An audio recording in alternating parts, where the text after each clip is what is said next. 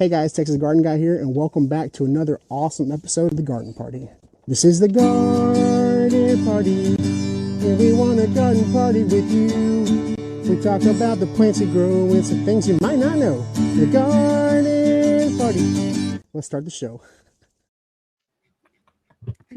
What is going on, everybody? This is the Garden Party. I am your host, the Texas Garden Guy, coming to you live from Frisco, Texas. Yeah. We were right in the middle of garden season. We were in the heat of it. Mr. Phil, how are you doing, brother? What up, everybody? It's your favorite plant parent, Reggie Parent, juggling the two. And I'm making fig trees. I'm making a lot of fig trees. And I haven't been shooting content because I'm so busy propagating. I have to you're juggling balls, right? Some are glass, some are plastic. You got to decide which ones are plastic to drop, right? And right now, the glass ones are it's spring. My greenhouse is getting hot. I need to air it out, get the propagations going. Round 2, get trees, because people keep asking me, and I love propagating, but I just want to make sure I have enough for everyone. So that's what's going on with me right now, and getting my garden going. Yeah, it can be, propagation is fun. It can be time consuming, just trying to save all them cuttings. Mr. Josh's Gardens. We got Mr. Josh's Gardens is the first of the month, so we got Mr. Josh. How you doing, brother? Yeah, good to be back here in the saddle.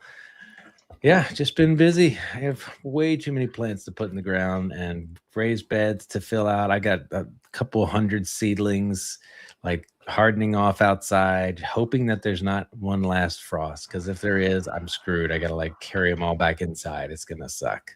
Are you out of the woods? Or I mean, technically it looks like I am, but our average is in a week or two, so we'll see. Awesome to have you here, dude. I'm fantastic. Yeah. It's awesome. I'm happy to have you back. We would love to have you every week, but we'll take you as often as we can get you. And do we have trivia tonight? I didn't follow up with you on that. Do we have trivia tonight? I have some trivia prepared. Yes. Fantastic. Well, tonight Des is out. She had a family thing, so she is out tonight, and that is not an April Fool's thing. She's really not here. But we do have a returning guest tonight, one of a fan favorite, I might add, Mr. Jason from Cog Hill. What's going on, Jason? How you doing, dude? I'm doing great. How about you? Oh man, just fantastic. Is it raining over there? You said you talked about getting a lightning storm or something. It's trying to rain. It was headed right for us. Yeah, and then it just goes like this around me and then keeps going. I need it. Oh, I need some rain. Terrible. We do. Awful here right now. Awful. They're already talking, drought status already. What? The lower level, we're already, it's been 2 years in a row for us, and this is just going to be year number 3, I reckon. It's awful. We're already behind on rain already for the year. Yeah. Man. Yeah. It seems like it's either feast or famine with the water, here last year I think we had a really wet spring, and so we had terrible tomato growth, with it being so wet, the tomato, it was a wet and very cool spring in the Houston area, so it was just bad it was a bad tomato year last year. So at least with a drier year, I feel like I'm gonna get a better tomato crop this year, I think. And it's already heating up it's already getting pretty hot. Ooh. There you go. How hot? And you had, How hot does it get? It's already in 90s, low 90s. Wow. Yeah. What? Humid low 90s. Yeah. That's Texas for you. Yeah, man. Well, Jason had snow 2 weeks ago. What? Yeah, we had 3 days of 80 degrees. So blueberries are blooming, all the apple trees, my roses, everything's putting on buds. 2 days in a row, snow here in central Alabama, of all places. It didn't stick because it was 80 degrees the day prior. And, it got down to 23 degrees. That's wild. Then my goodness. After those 2 days, the next day it was 70 in the mid 70s and back in the 80s again. So, yeah, all my rose blooms, I don't see any buds on them right now, which is odd. Really odd. So No. I don't know if it got them or not. I don't know. What about like your peaches and pears and things like that? Did it kill the bugs on My those? pears and apples look okay. I think my blueberries got hit pretty hard. I just didn't have no way to cover them up. It's just so many. I just didn't. There's so many. Have you ever tried doing the wash where you like let them cover them in water and let the water freeze? I thought I texted my buddy Jason that pedals from the past, and he tried to explain. And then when I Googled it, it said the same thing: is that the water is supposed to run all night long on the sprinkler system. That's I the think key. it has to be constant. I don't think it can be like just an instant. I think it's got to be consistent. I thought right? the same thing like Phil. I thought you could just spray it and let it be. That was my plan. But then after I Right. asked him and then I Googled it, is like, no, your sprinkler's supposed to go. I don't have a sprinkler system. I got drilled. Yeah. So it wasn't gonna do me any good. Got it. Yeah. Ugh. Yeah, we've got a local strawberry farm here, and that's what they do. They run sprinklers and they have them up on poles throughout the field with like it's almost like a mist. It creates a fog. It's crazy looking. We have peach farm. We were in peach country, is where we were, in strawberry country. With the strawberries, they covered them with frost cloth, but the peach guys, they have these humongous fans, and they'll run these fans, and then they were burning round hay bales in between the rows. I've seen that. Interesting. Mhm. They're circulating heat, circulating the warm air. I guess the smoke kind of keeps it insulated too, I think. That's I've heard people renting helicopters to bring the warm air from above and blow it down, and just enough, like a couple degrees. Yeah. No, the air forces the air down. Because my understanding, really? it only has to be like 1 degree. All you have to do is keep it right above freezing, that 1 degree, and it works. Just crazy. That's wild, man. Hmm. Yeah. No, when it got 23 at your house, it got like 34, and I was like, man, I had to put like 1,000 desert roses back in the greenhouse, and like I taken the end walls off my big greenhouse, so I had to fit everything back inside the little one, and so like it seems like there's like a 5-degree differential a lot of times. Like if they say it's me 38, it could be 34, it could be 40 something. They cannot predict the weather. I don't know what school meteorologists go to. But like mostly it seems like chiropractors, like they're not real doctors, like things like that. Well, now it's even worse because I think the good ones are getting so saturated by all the terrible ones, all these TikTok weathermen, and it's all clickbait trying to scare you so you can watch their weather forecast, and they always predict the worst possible thing. And I think they've really screwed the whole weather thing up, and I think so too. Make all of them look bad now. Well, and it's site specific. Like I've got this weather app and I can see all the sites around me, and it might be like a 5-degree delta between my site and 1 mile down the road just because it's in a different spot. Yeah, mine's the same way. I'm always colder. I'm always 2 to 5 degrees colder here than what they predict almost every time. Wow. Well, oh my goodness. And Vikram had, like, I'd always thought that wind chill played a factor.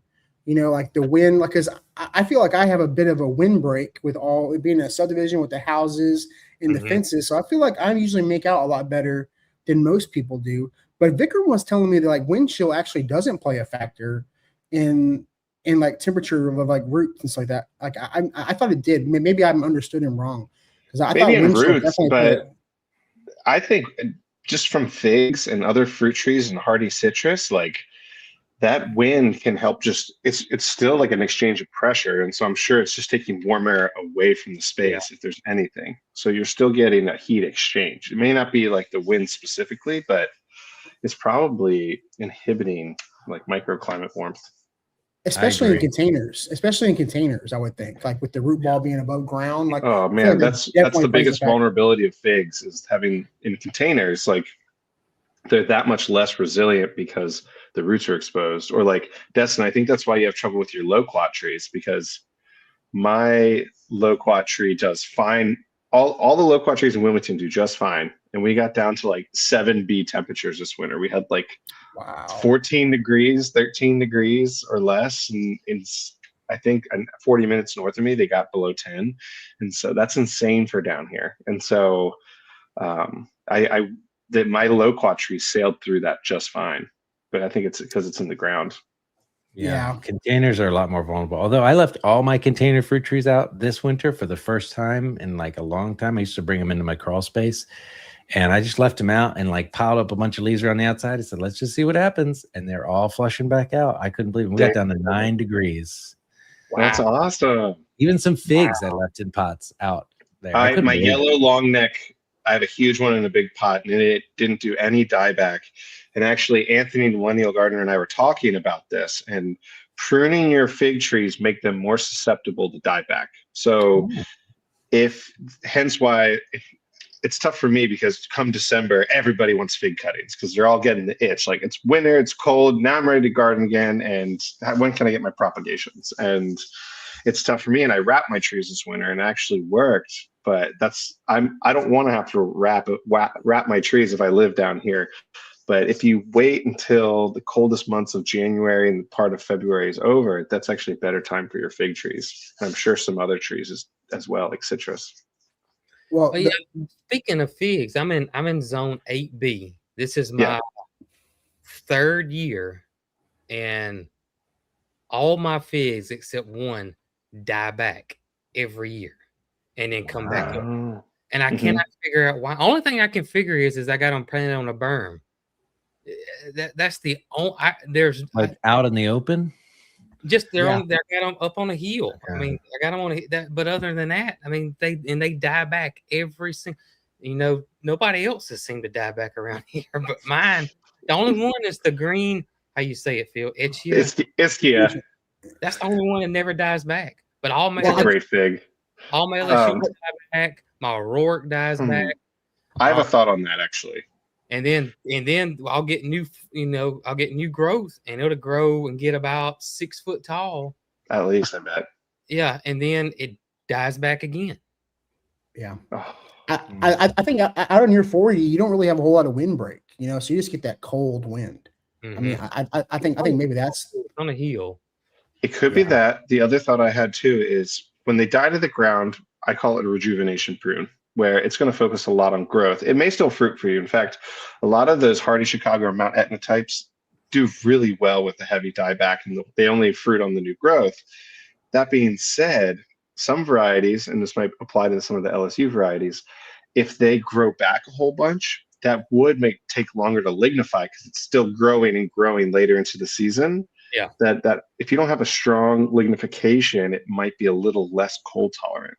And so maybe if you do 1 year of wrapping to get that established bark layer, the sequential years, it might be a little more resilient. And that's just a thought and the hypothesis I'm having based on what I've seen survive and die back in the past here. But it might be worth trying. Okay. Well, I mean, you could maybe even like pick a main leader and cut it back to like the main trunk, and then like that main leader, right? Yeah, and just cover that one section like a bucket on top, over like the trunk base, just so it doesn't die back as hard. You know? Yeah, might be it. Yeah, I've seen some people cover them in leaves where they'll take and prune them all back to like 6 inches or 8 inches above the ground, and then just make a big mound of leaves over top. That's sort of popular. That's what Froberg does. Yeah, and Froberg will do that, except for his Celeste. He doesn't do it with the Celeste. That was really interesting. He covers them in wood chips. He's in zone. He's in 9B like me. 9. Okay, that's crazy. But he's 10 minutes from my house. Yeah, I think it takes the place of having to do like they were saying, the regenerative pruning, and you're getting the quality figs off the new growth anyway, in my opinion.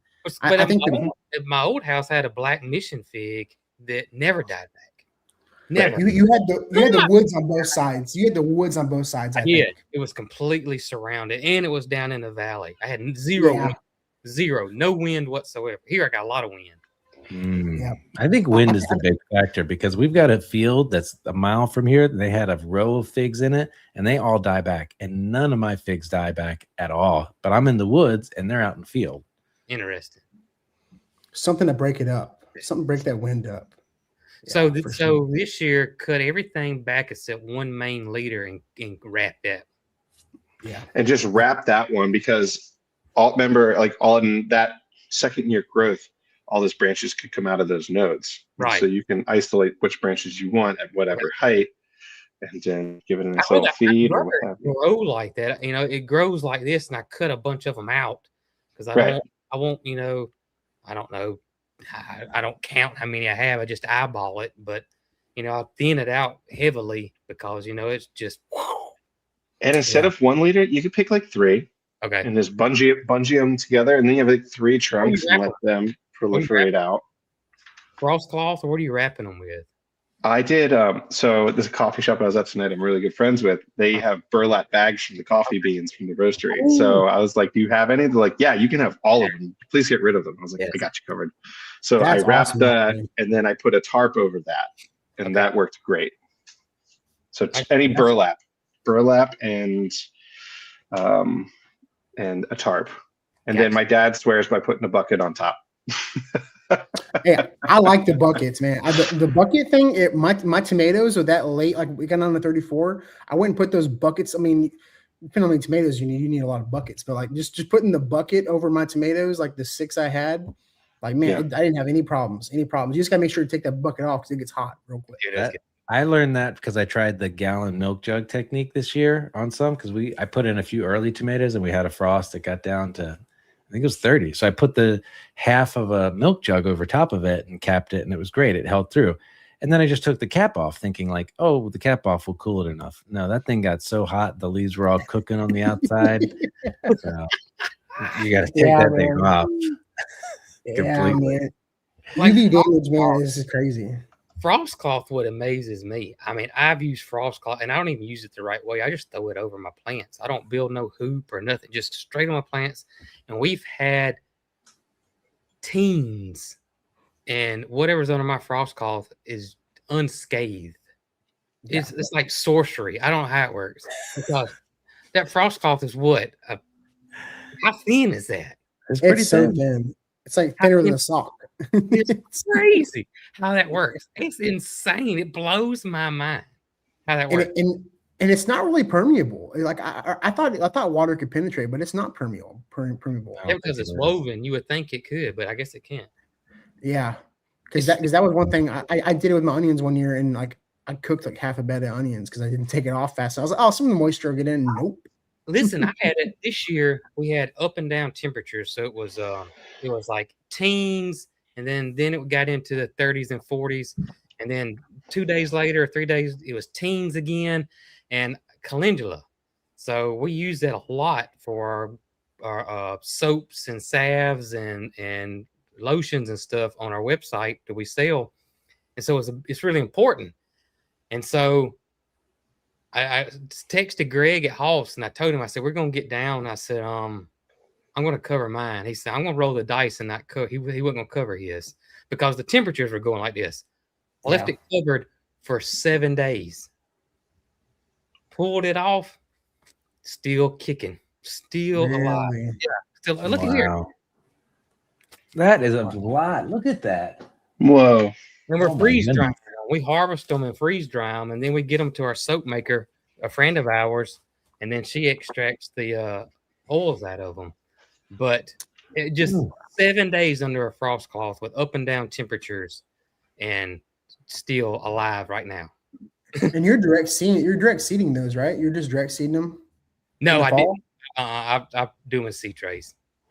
Oh, okay. Yep. Nice. Yep. I have not had much. I had direct. Greg direct seeded some. He said they did well in raised beds, but he hasn't done it in a, non-raised bed, just in the ground. But I've never seeded them.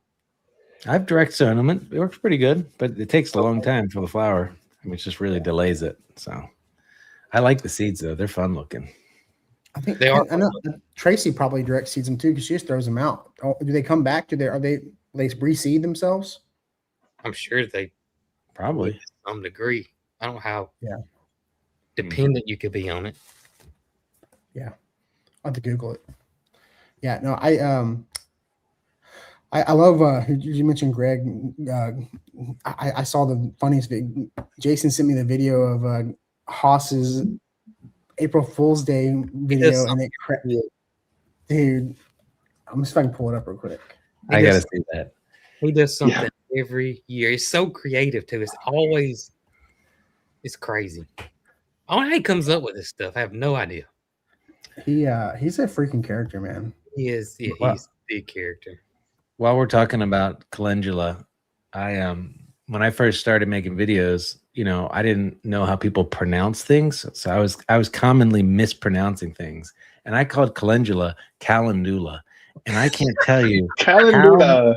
how many people ripped me a new one over saying it that way. Sounds like me, man. Medulla Oh my gosh. oblongata. I make the grammar police so angry, y'all. I'm talking. I mean, I've gotten handwritten letters before.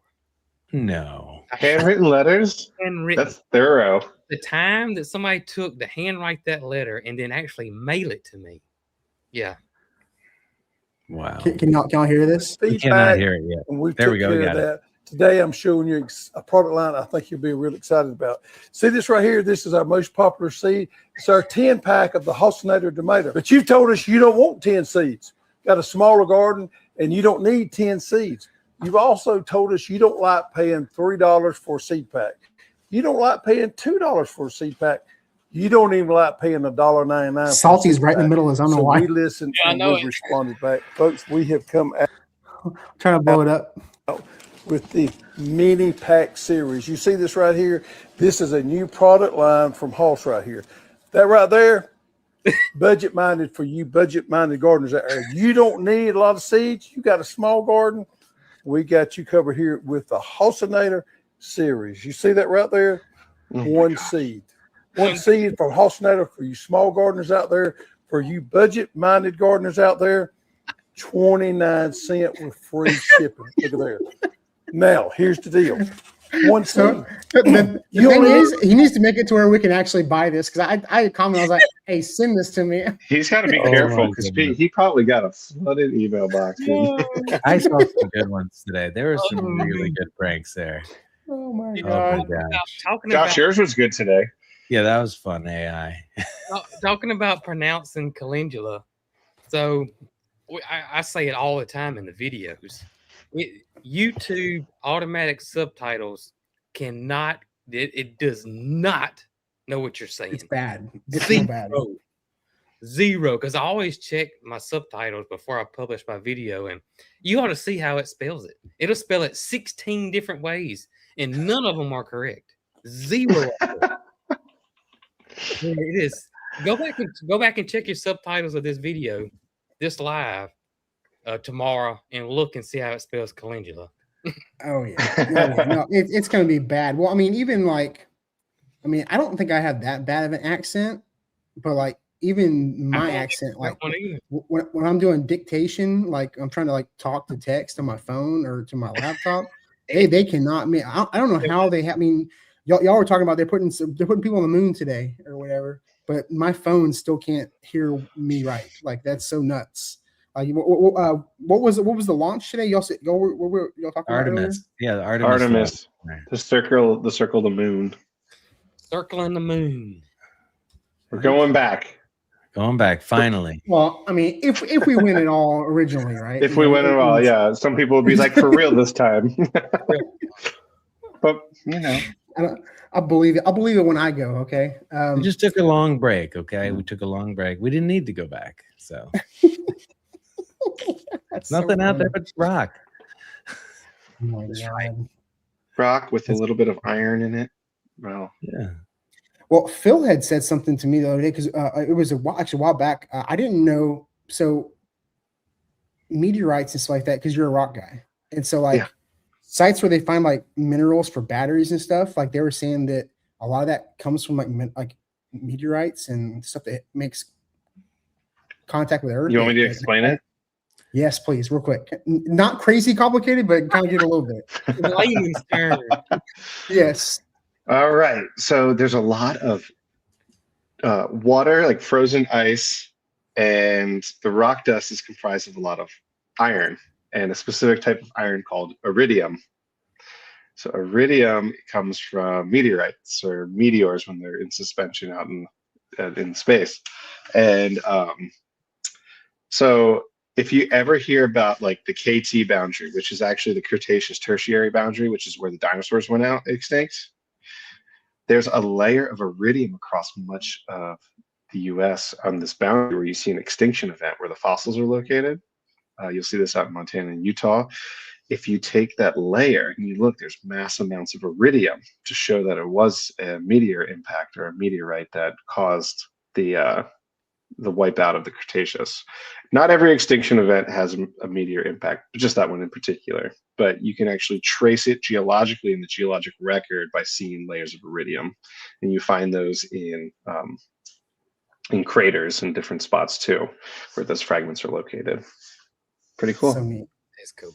Phil, every time you get into geology, I think of like The Beautiful Mind with all the math equations. You know, like you start saying stuff, and I'm like, it's so cool. I don't know what he's saying, but it sounds really cool. Like Charlie, there's a really good exhibit at the Smithsonian Institute in Washington, D.C. of Natural History, and it's a free museum. So you just go there and walk in. And they talk about that in the rock section. You rock, Phil. It's for free.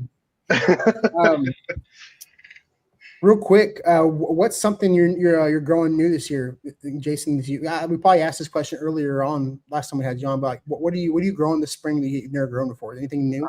I'll be planting this. I've grown it before. I haven't grown it here though. I'm planting asparagus. Probably do that here in the next couple of days. Did you get a crown? Yeah, I got the crowns, so we're gonna plant those. I think that's it. That's nothing new. You're like a perennial asparagus bed. Yeah, I got a raised bed garden in the back here, and I'm planning on doing some perennials back there like that. I want some bunching onions to take up a bed too, and just keep multiplying. Grab as you need. Grab them, go. Yep. Your little potager garden. Plant them or nothing, just it'll stay there forever. Yeah. That's awesome. I think Phil, you were talking about doing a strawberry perennial bed, right? Did you end up getting the strawberries? I have two things I decided. I parlayed it into two types of strawberries. I parlayed it into June-bearing strawberries. Don't use pirate terms in our podcast, okay? No. I do what I won't. No.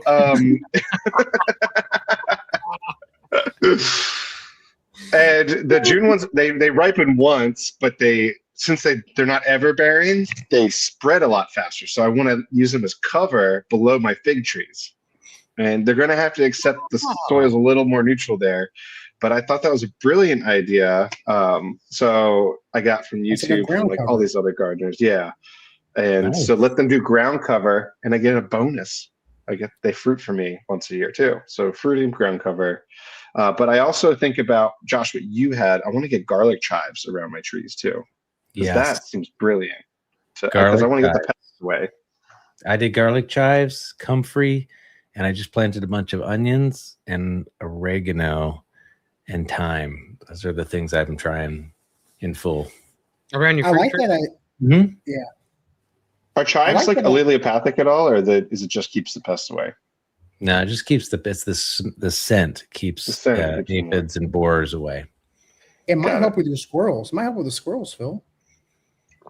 I'll do anything at this point with those squirrels. Like, gosh, I might as well just eat them. Those squirrels are so probably fat and healthy from all the figs they've been eating.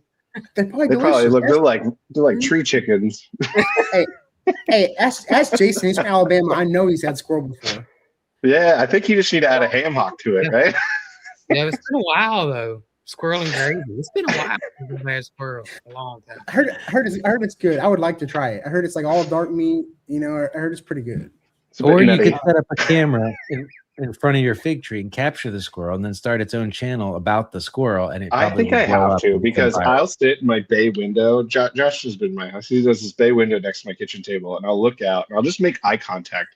And there's two squirrels in particular, and they're both they're like litter mates, I think, and they are these mischievous little buggers, and they'll stare. We'll make eye contact while it's eating a fig, and I have to like run out there. My kids emulate me now. Now they'll be like, "Dad, a squirrel!" And they'll run out there, "Get out of here!" And I was like, "Great, I've taught them well." I've been having some. Go ahead, Jason. Go ahead. No, there's a big creator on Instagram that's massive. Probably TikTok too. Is Derek Downey Jr. You know what I'm talking about? And it's squirrel content. He's huge. Look him up. He's hilarious. Absolutely. He has a Squirrel whisperer. Has a little house built for him. Has a TV that runs all the time. Cool. Well, he can have my squirrels. I've 1.6 definitely seen million this guy. followers. He- Okay. I've definitely Very seen good. this guy. He just launched an app that I was meant to send you, Destin, that is pretty awesome. It's right here. And this is it. That's him.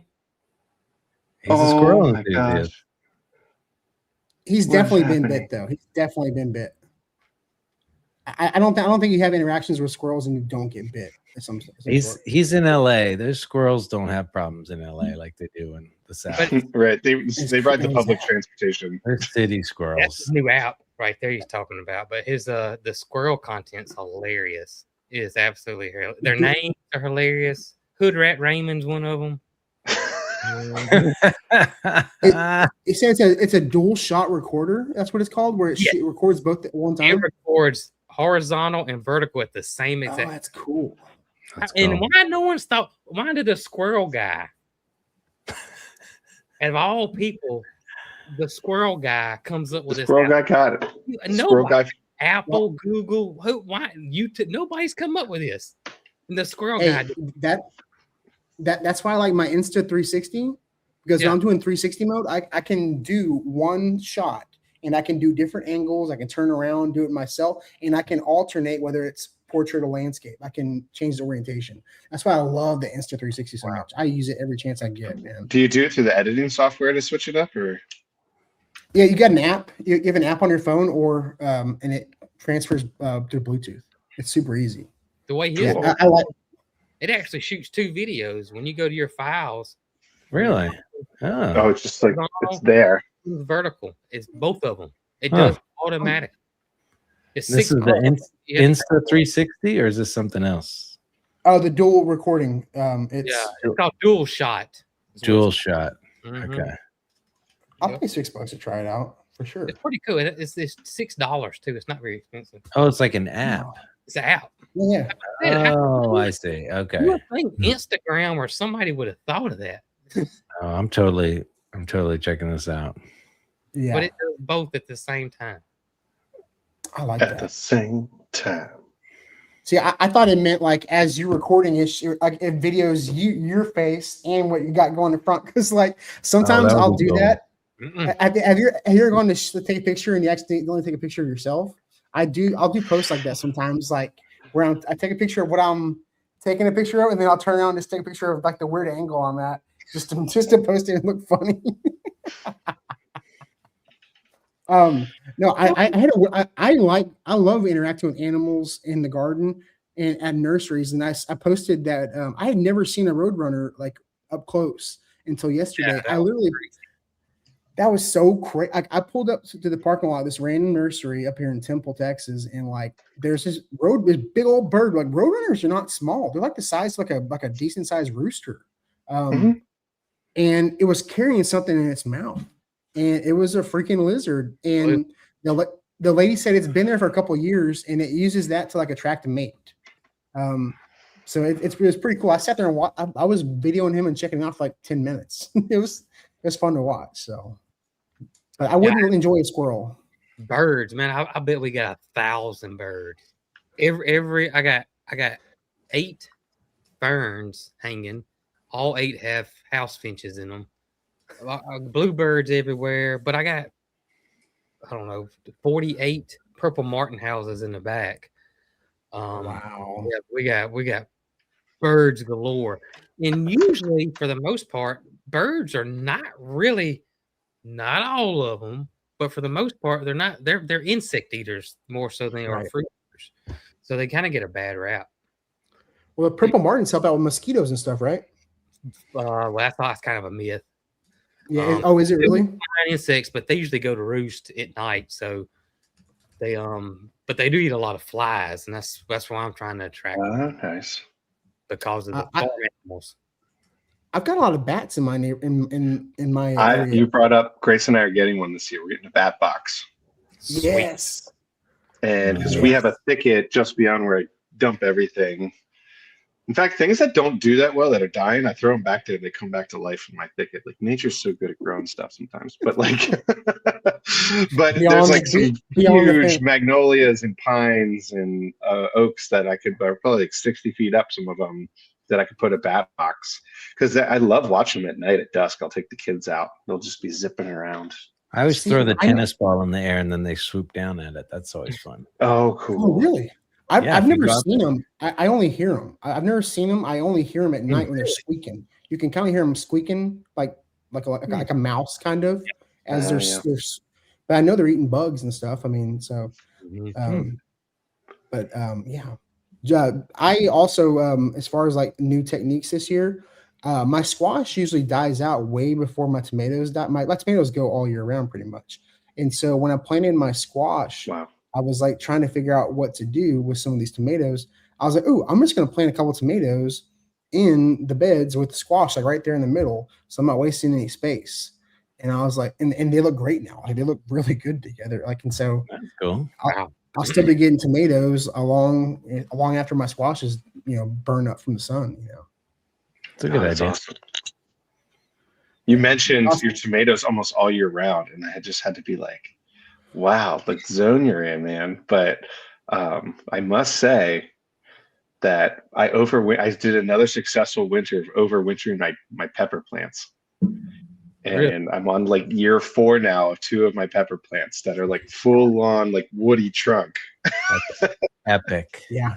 I gave up after 3 years. I did 3 years in a row, and I was like, you know what? I just don't have the space in my garage to bring them in anymore. And I had too many citrus that I bought this year, and I was like, you know what? I'm just going to give up, let them go for the first time, which was hard after 3 years of keeping a plant alive.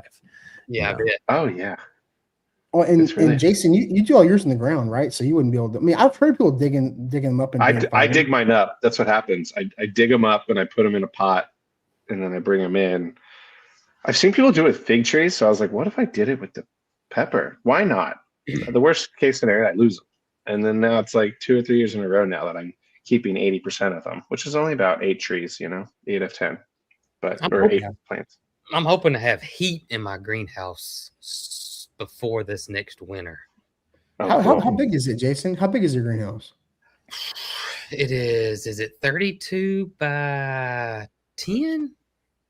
Is it? I thought it was bigger than that. It looks bigger. It might be. I got 2. The one out front might be bigger than the one in the back. I'm thinking the one in the back. That's what I'm thinking of. The one in the back, the one- it might be bigger than that. Yeah. But I got the heater in there. I just got to get a tank. That's kind of Any greenhouse advice that you'd get for somebody that's looking to get one? I would go bigger than you think. Yeah. I was gonna say work out a deal so you don't have to pay for it. That's my best advice. Although Josh, that's I what I mean, I mind. saw your post with Joe Lample. He had quite a few tomato plants in there. Like the whole thing was tomato starts. 2,000 tomatoes in one greenhouse. It was ridiculous. But does he have a Yoder built? He does. Yep. Yeah, Is it tempting? it's like Tracy's, but like 50-foot long. Pre-built. Yeah. I called them this week because after going there and seeing his, I was like, man, I want one of those. Mine's just your basic commercial style greenhouse. Oh, cool. Or house, whatever you want to call them. I got mine from Grower Solutions is where it came from. Okay. Nice. It's got the roll up sides though, right? Oh, Yeah. yeah. Oh, that's nice. My fans my followers actually got that for me. I had a Harbor Freight greenhouse. Had it for years. That's what I have. I still have it for years. It's still kicking. The wind here blew it to pieces one day. And I was like, Yeah. oh my gosh, what am I going to do? It was like 2 or 3 days later, I get an email from Grower Solutions and said, we've been getting phone calls left and right saying that we need to help you out with a greenhouse. Now that's some dedicated fans. Wow. Yeah, hey, That's dedicated. I got 2. They gave me the first one, then they called me back and say, hey, we want to give you another one to go in the back. Okay, thank you. Man. Appreciate you. I want to look them up too because I need to scale up a little bit. And it's just like lots of winters. I'm Hurricane Central, so I'm just like it's getting beat up. My We greenhouse. do have a hobby style one. I think it's called the Dakota. Oh, Yeah. I'm totally looking this up right now. Grower Solutions, is that it? That's it. Yeah, I want to found say it. Salty just got one like that. The hobby style Yeah. one. Yep. Oh, I think this is Salty nice. Love. Yeah, I see what you're saying. Dakota Yeah. kits. There it is. Beautiful. Okay. And that's what mine is in the back is the Dakota. How old is it now? Solutions. Oh, either 2 or 3 years now. Oh, nice. Did you have to replace the plastic wrap on it, or is it still good to go? Not yet. It's still I even had a peacock try to destroy it this year. Oh, wow. How Oh, old is your man. peacock now? Well, my original one, whose name was Scott, right? Scott died last year. Oh, Did he really? Yeah, but I got his offspring. I got 2 sons. I got not Scott and not Scott. Okay, the naming for your pets is genius, by the way. Whoever comes up with this name, hilarious. I remember Scott from the old days because he would get in fights. Like at his old homestead, he had it was like this big hill and like a valley, and he just let all the birds kind of live together. But then Scott and the turkey started getting into it. Yes. Yeah, and they did it some here, but they were like 2 old men trying to fight. You know, Thomas, right? Thomas. Yeah, Thomas. It's hilarious. And now, not Scott, the youngest one, tried to pick a fight with Thomas the other day, and it was so funny because I don't know how old I don't have no idea how old Thomas is. Just 7, 8, somewhere in there. I'm guessing maybe older than that. And Turkeys live that long? Oh my god! They do here. Wow. And so the little one, his tail is probably like this tall. You know, it's just fanned out, and it's not. He's only probably a year or 2 years old, I guess. And so he was trying to pick a fight with Thomas, and turkeys and peacocks, it's like, you know, the graceful athlete versus a sumo wrestler. Turkey is uncoordinated, chunky, he runs like this.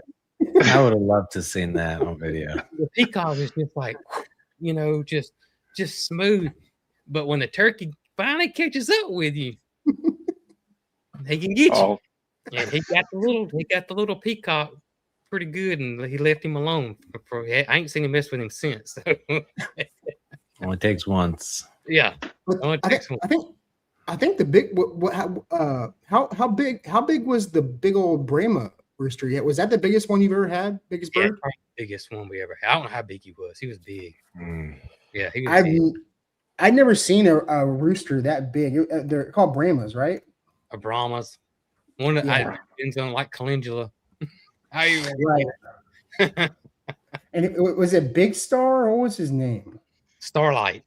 Starlight. That's what it was. I think his name was Starlight. He wasn't this big. Oh my goodness. I think that's probably photoshopped a little bit. He's holding it out like you do a fish, I think. Yeah. Yeah. But he looked just like this though. They got really popular when it was the Asian video that came out and it showed it coming out of their house. Yes. And it was one of those forced perspective things. And they're big roosters. Don't get me wrong. They are big. But that video, the way it was shot and the way it made the houses look, they looked like they were, 4 foot tall or bigger. It was a viral video, and that they made them really popular. But he was about like 2.5 feet, 3 foot tall, though, huh? Probably. You can. I can't remember how big they get, but they're extremely docile, very docile. Which is weird. Which is so weird. Mm-hmm. So strange. Yep. Matter of fact, we had him at the time was the world's biggest breed of chicken. And then we had, what was his name? His name was Cloverleaf, I think is what his name was. Who was a Sarama, who was the world's smallest chicken. So we had both breeds. And I have a picture of Mary Carl and myself, and I think I'm holding the little one. She's holding the big one. But yeah. That's neat. That is so weird. Josh, you got trivia, right? I do. Are we ready for it? We're ready. All right, so for everybody, we do this once a month now, so I'm gonna refresh everybody. So we're gonna let Josh ask the question, and then we'll let the people in the chat answer before we yell it out. All right, go ahead, And Josh. so, Jason, don't give away the answer because you'll know the answer to all these. But I do want to hear your perspective on some of the answers. So, all right, this one is a large flightless bird began appearing in the U.S. on farms in the late 20th century as a part of a broader interest in alternative and exotic livestock. What animal is this large flightless bird? Is flight? So let's clarify. Flightless doesn't mean they can't like float. Like a chicken can float, but it can't like fly it's off. a flightless Can't bird. fly at all. Can't fly at all. Because like a penguin is flightless. Like it cannot float. It can't do nothing. Right. I mean, we got the right answer right away here. An emu. So, Jason, I was thinking like guinea. And you know, Oh my gosh, guinea fowl. Oh my gosh. Phil talking about dinosaurs. I mean, I got 3 emus, and they're all docile. One of them is Nuggets, the biggest pet. I mean, he lays in my lap. But it is a full legit 1000% dinosaur. It's a dinosaur. Oh my gosh. It's like, It is a dinosaur. I mean, it's the way its legs look, its feet. Talking about being flightless. Oh my goodness. it's That is got- large. Yeah, he's large. That's him Nugget. sitting on my lap. His wings are about that big, and it's just one. It's just like one finger. oh, And funny. it's got a claw at the end of it, What? much like the. Really? It's very similar to the like toothpick. like a raptor. Like a Yeah. single claw? Yeah, it's got a claw on the end of it. It's That's weird. That's okay. I'll That's never very forget good. Very weird. I'll It's never like forget those the video running where he got- running lizard running dinosaurs like Gallimimus or Struthiomimus. What? That's what I was gonna say. Yeah. the video where y'all were moving and he got out in the neighborhood. Like, that was crazy. Like that was like y'all gonna track him down. Like that was like the neighbors must have been like, well, you say he's pretty docile. He's Like, pretty I- docile. It happened twice. So at our old farm, we're actually in a neighborhood. And a lot of people didn't know that because of the way it looked. But we actually were in a neighborhood. It was crazy, but we're in a neighborhood. And he got out and we didn't know it. And I'm at work. And one of those Facebook pages, you know, what's going on in your area, whatever. Somebody post a picture of their Ring camera, and it's my emu.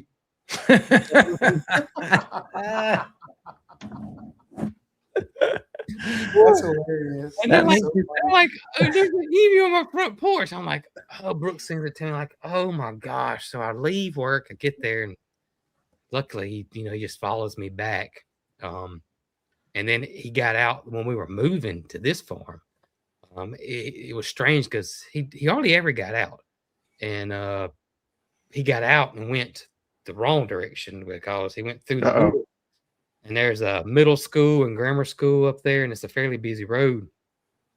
And crazy thing is that there's another emu that lives on that busy road.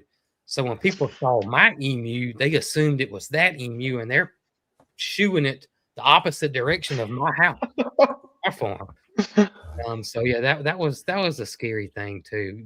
We got him back though, thank goodness. Yeah, 'cause you're not really making the emu do anything he doesn't want to do. No. Do you ever see that movie Up? You know, that Pixar one? There's like a tropical bird, like a snipe, they call it. You need to do like you in a Pixar. Go to AI and type in create me as a Pixar character next to my emu looking like Snipe and Up. Because that would be hilarious. It would. And my dog Holly, who follows me like a shadow, can be the dog with the Yeah. yeah. Oh man, that would be funny. A Pixar style. Oh my goodness. All right, All let's right, jump Josh, to the go next ahead, one. All right, we're going to slowly, incrementally get more difficult. People across the South installed nesting structures to attract a bird that plays a valuable role in reducing flying insect populations around farms. If everybody was listening, it might have been mentioned earlier in the podcast. What bird is this? A lot of times they use gourds. Oh, we mentioned it. Yes. But what is the bird? What is the bird that goes in the gourd? And they paint them white. I don't know why they paint them white. I think it's a heat thing. It's a heat thing. think- I Did they see them say- around here. They hang them real high. How high? How high Wrong. do you hang yours? I got a gentleman that built me this thing and crank it and it goes up and I think it's about 20 foot or better. Wow. Okay. Yeah. 20 feet. All right. Adventures with me and T. Yeah, Got it. It says to Purple reflect martin. sunlight. The purple martin. That's right. Purple martin. They're And- really good to have, right? Yeah, they're good to have, and now they're dependent on humans because their habitat's pretty much wiped out, and so that's why Wow. they need us to provide the gourds, and also the chimney swifts are the same way. Chimney swifts, which is also the same. Oh god, a Really? swallow. They're all swallows, but the chimney swift, were dependent on hollow trees, and all those are gone now. And so Jeez. they started making nests in people's chimneys, and now people don't build houses with chimneys anymore, hardly anymore. Or if they do, they're capped. And so they're having Maybe I need some purple martins for my fruit trees to keep the bugs off my fruit trees. I wonder if that would Yeah. work. Yours is like this, Jason, right? With a little gourd. yeah, the mine's plastic similar to gourds? that. That's cool. Oh, cool. I see them in open fields. Do they have to be in really open, like center of open areas, or I think that is ideal okay? So because you're gonna see them from all around to draw them in. that's the way they hunt, Interesting. That makes sense. and they can fly for like long periods of time without even landing. Wow, That's so that's cool. cool. All right, let's keep it rolling here. This one's a little easier. It's a fast spreading bramble common in Alabama. It's both cherished for its seasonal harvest and challenging due to how quickly it spreads across unmanaged land. What plant is this? And it grows wild here too. And if you put enough sugar with it, it tastes great when you get the wild ones. But It's not kudzu, right? kudzu's edible, but not good. And it's not a bramble. We have a bunch of it. All right. We got right away blackberry. Blackberry. Homestead. One of my Got favorite fruits too. I love blackberries. Do y'all make anything with your blackberries? I don't. I really don't. No. I got my homestead card taken away from me because I hate canning. I hate making jam. I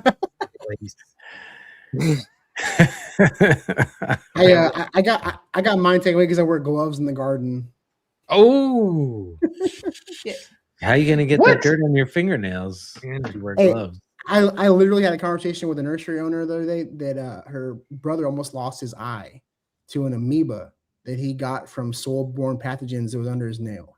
really? And I actually can't wear contacts anymore because of irreparable damage I've done to my eyes, and a lot of it has to do with overwear of contacts, but also I used to get like eye infections all the time. Take contacts out and stuff like that. So I always wear gloves now. Oh, so the amoeba got under in his nails and he touched his eye. Yeah. Wow, that's crazy. Ugh.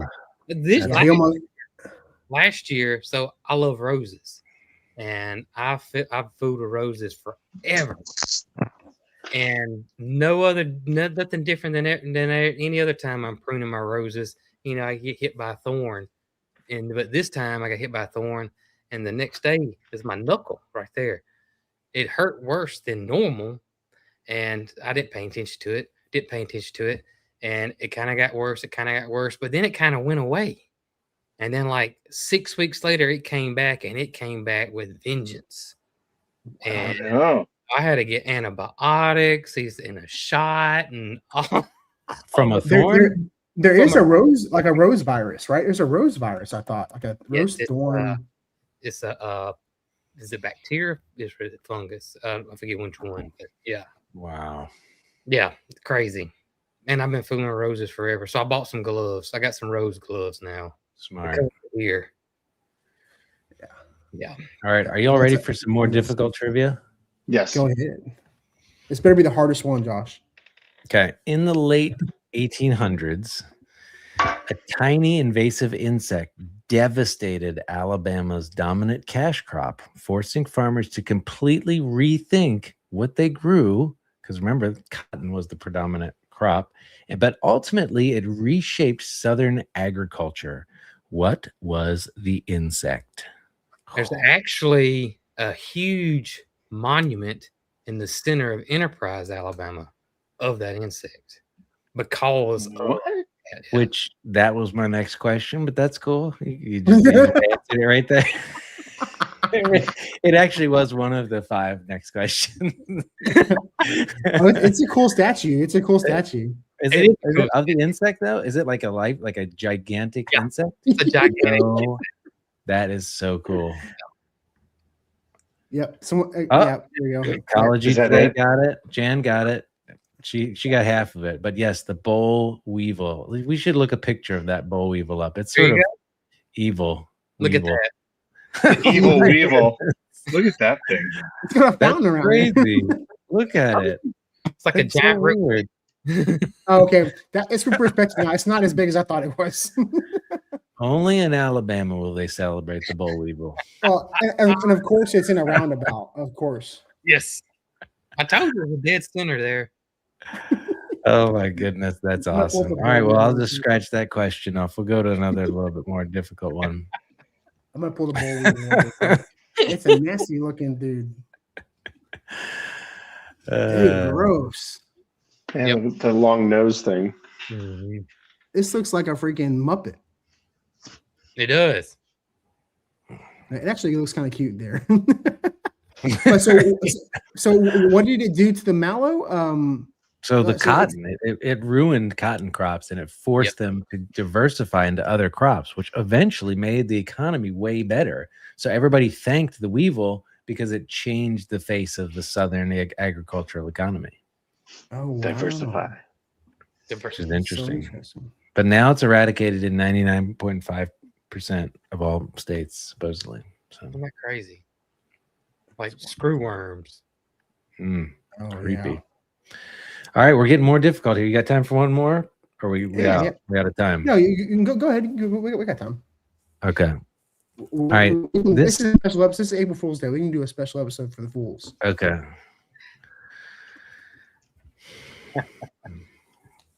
All right. A scientist working in the South encouraged farmers to rotate crops and plant legumes to restore soil health, helping transform agriculture after years of depletion.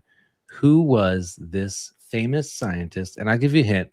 It was also in the 1800s that he was born, but he died in 1940. Wow. This is a tough one. I mean, if anybody get any, listen, he was from Alabama. So, Is it Jonas Salk? Is that George Washington Carver?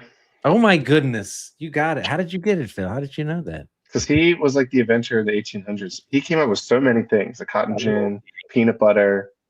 I heard he stole peanut butter. Maybe he did, but I'm just kidding. I'm just kidding. I'm just messing with That you. is the rumor that he did it. There was something, fishy about the whole peanut something butter. fishy about it. Okay. But George Washington Carver, did he come out with that? Yeah, allegedly. Maybe, but that's the right answer. Interesting. Yeah, it was pretty cool history if you read into it. I learned a lot. Fascinating. That's Jay George got it. Washington Carver. Yeah, Jay got it. Thanks, Jan. No, Jonas Salk invented the cotton gin. That's what I was thinking of. I agree This with is Jan's comment. Getting zesty. Damn. Oh, that's funny. Oh, All right, I think that's the end of my trivia for tonight. That was a pretty good round. The rest of them That were was, a job, tough dude. one. That was the only That was name really that came to tough. mind. I was like, that sounds like something that George Washington Carver came up with. Yeah. And that was- We already covered Calendula, so that was one of them. Calendula. Calendula. All right. I'll Well, name my cat that. we will finish it up real quick. We'll kind of go a little bit of roundtable, not rapid fire. But we'll kind of ask some questions going around. Josh, what is something this year that you're trying to grow that you haven't grown before that you're looking forward to? I know you got a lot of citrus this year. You had a lot of citrus like I did. Well, which one is your favorite? The one you're most looking forward to? It's actually the honeyberries. So anytime I plant something, I always plant at least 2. This time I planted 10 honeyberry plants. So I sort of went a little overboard in like a whole like bed row thing, and they're all coming up like really healthy, and the flowers sort of look like honeysuckle flowers, which is pretty crazy. I didn't think that they look. I thought they'd look more like blueberry flowers, but if you look up honeyberry flowers, they were not what I expected. So I'm really curious to taste them. I've never, look at the flowers. They look like honeysuckles. They do look like honeysuckle. So I was shocked. So we'll see. We'll see if I got enough of them to cross pollinate, because they do require multiple to cross pollinate, and they have to be compatible. So what do they taste like? I've read and I haven't tasted it yet. It's sort of like a grape meets a blueberry. Got you. Interesting. So that one I'm really excited about. And are they do they like acidic soil like blueberries? No, they're easier than blueberries because they do well in neutral soil. So it's sort of, if you don't have acidic soil, you grow honeyberries. Gotcha. But it does need to have at least like 1,000 chill hours. So I heard they're like a colder climate plant. Yeah, I'm right on the cusp. So we'll see. It wouldn't work for me. I'm very acidic here. Yeah. Yeah. But they look funny looking. So we'll see. That's a cool one, man. Yeah. No, I picked up. I didn't realize until I pulled everything on the greenhouse that I have like 16 citrus trees, and so like I've gotten some kumquats, and then I don't know what happened this year. They must have like found some new strains, because I keep finding new varieties. Like I've got like 4 blood oranges now.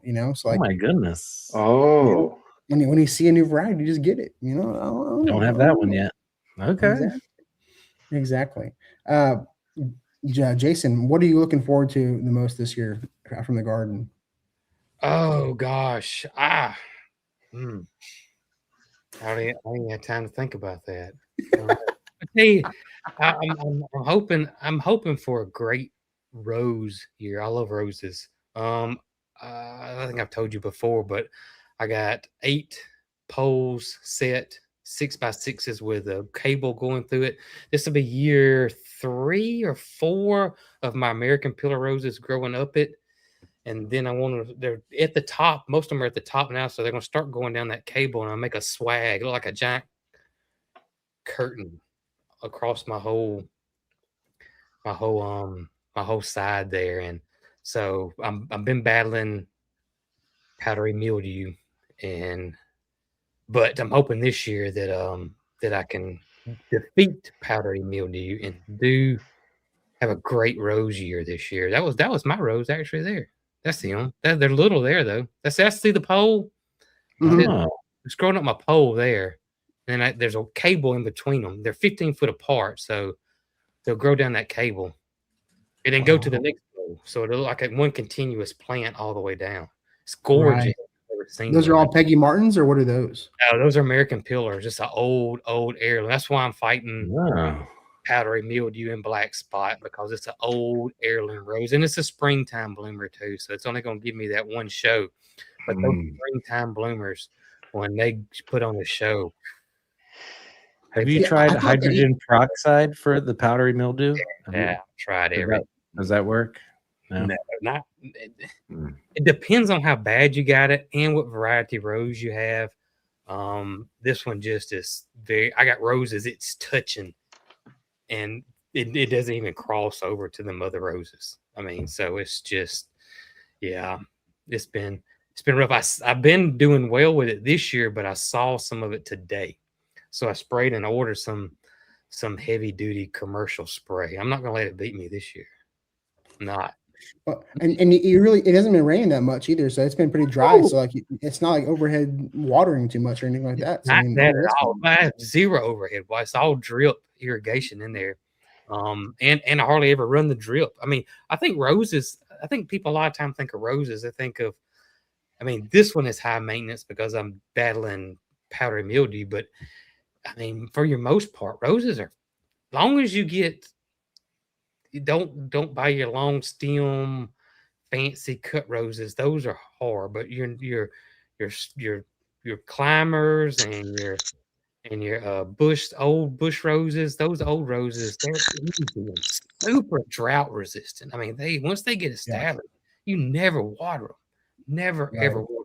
And I got the most terrible soil they're in because that's where they cut my house pad. And when they built my house, and it's just pure clay and gravel. And you see how beautiful they are. I mean, they're 8, 9 foot tall.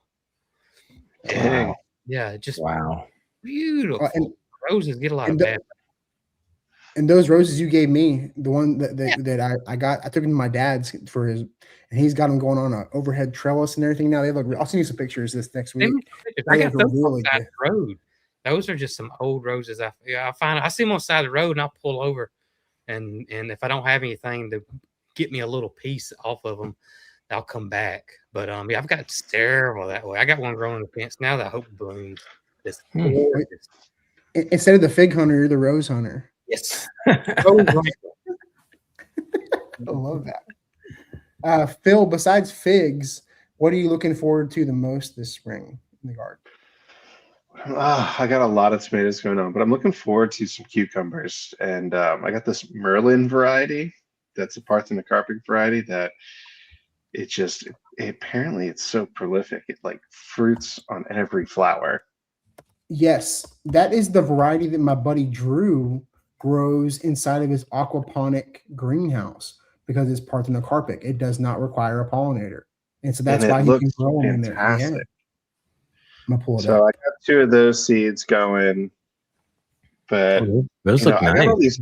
I got all these new beds that I'm going to try to get. Yeah, look at this. It was like Anthony had it, and my Grace, my wife looked at it and was like, "That's it. That's the one. Get 2 of those, trellis them, call it good." But they're smooth too. There's a nice Southern Italian eggplant I'm looking forward to. That my wife makes an Italian eggplant sandwich with pesto, tomato, eggplant, pesto, boom, sandwich. And this one it's like a Sicilian eggplant, like really round, and it just slices nicely. Is it cooked or is it like? It's cooked. The eggplant's cooked. Okay. They're tricky because you don't want to get all soft and gooey. So if you can brown it nicely on both sides to keep it one nice little piece of eggplant. Oh, but I got that strain because I had looked for a while. My buddy's dad grew it. I was like, how do I get this back? So I finally found it. So I'm looking forward to that and the cucumbers outside of the figs. But and then my Asian pear just put out a bunch of flowers, my Hosui Asian pear. And that's a shout out to Josh because hey, I should send you some plastic covers for your pear if you don't want the squirrels to eat them, because they do eat mine, and I've had to cover my Asian pears before. It's like a whole container thing that keeps the squirrel off. Oh, jeez. All right. Her fruit. If they want it bad enough, they'll eat through the plastic. And shout out to Pender Pines, Wilmington, North Carolina, because that's where I got it from. Destin met the manager there, and they also have emus that my kids love. So emus aren't as rare as I thought they were. Like if you're they're definitely dinosaurs. It's nail on the head. Like you could. Oh, yeah, they're dinosaurs. Yeah. What do you have for pollinating with your Hatsui? It's it is self fertile, I think, but we'll have to confirm that. But I only planted the one. Okay. And I'm hoping the fruit stays. I thought it was going to be okay, but if not, I'll have to get another one. They are partially self-fertile, so you will get some fruit. Gotcha. It says to maximize yield, pair with another early to mid-season Asian pear variety, the Shinshiki, the Chojuru, or Shinko. Oh, the Chojuru is really good. I tasted that for the first time this last fall. That would, if you get another one, Phil, that's the one I would get. Okay, how do you spell that? It's like a CHORJU. Is that right? Chojuru. I'll put it in the chat. I have the Korean Giant, Shinko, and Hatsui are the 3 I have. I typed in CHORJU and it came with chorizo sausage. Thanks, Google. I am excited to get a papaya for the first time this year. I snapped. Oh, is yours still alive? Oh, not only is the one I have from Logi's alive, but the one that the top snapped off came back. Like I was moving it in the pot and it rooted into the ground. And I was trying to pull it up and it fell over and it hit like a 2x4 and snapped the top off. And so I was like, son of a bee. And so I was like, well, everybody in the comment section said that it was gonna start putting on new growth, and it did. and like only thing is the whole inside of it is hollow.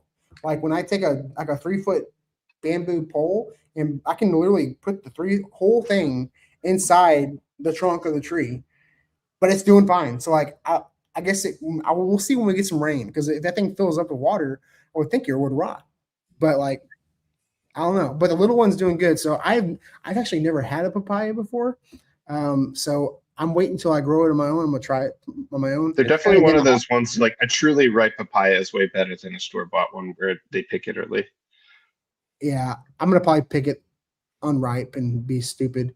But I also got some people don't like the smell of papaya. So just a warning. I had okay. I had one for the first time that I cut open, and it does have a strong odor sometimes.